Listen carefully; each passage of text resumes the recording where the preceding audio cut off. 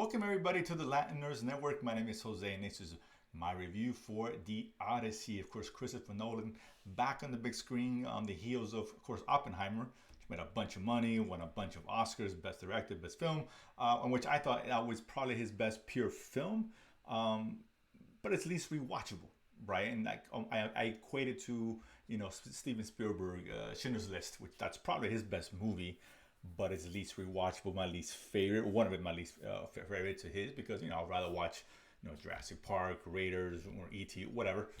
Just like with Nolan, I'd rather see Inception, Dark Knight, Memento, you name it. But listen, I'm a huge Nolan guy. I'm a huge fan. I like everything he does, and listen, I had high expectations for this. The premiere came out last week. The critics were raving, whatever that's worth.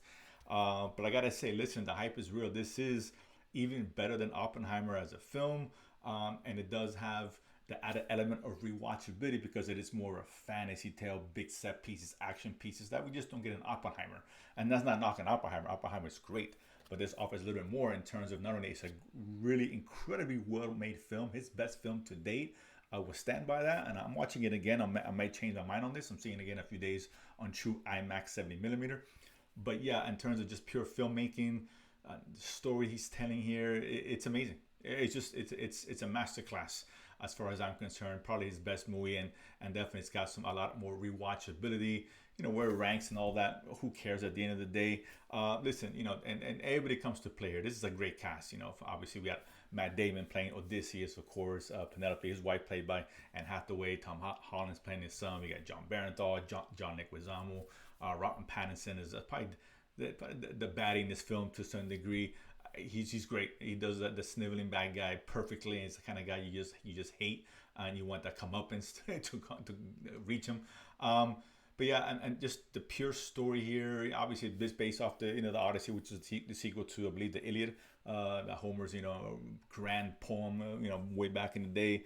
Retelling, of course, not only the Battle of Troy, but Odysseus attempts to return back home, which took him years and many obstacles thrown his way. But the gods, or whomever you want to say, he's just trying to get back. He's a man who is almost broken mentally, and they do a nice job with tying that in towards the end of the film. Broken with the events, what happened with Troy, but at Troy.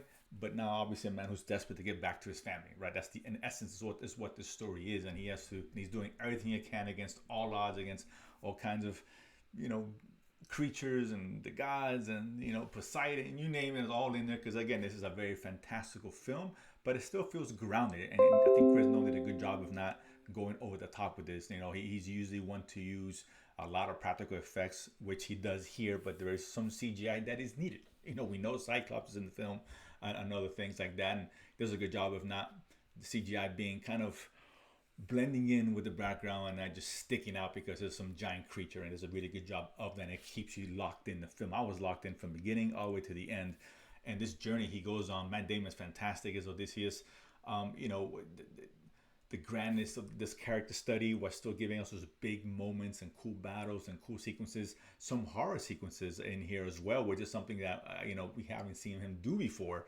Now I'm kind of wishing he does kind of tackle that next, right? It's one of the few genres he hasn't done is something in horror, with his style, of course. And speaking of his style, it's all over this place, from the soundtrack, in terms of the score, the cinematography, the sense of scale that he brings to play, and the storytelling. He's very non-linear, kind of bouncing back between different times. He's known to do it. That's his thing. That still remains here as well.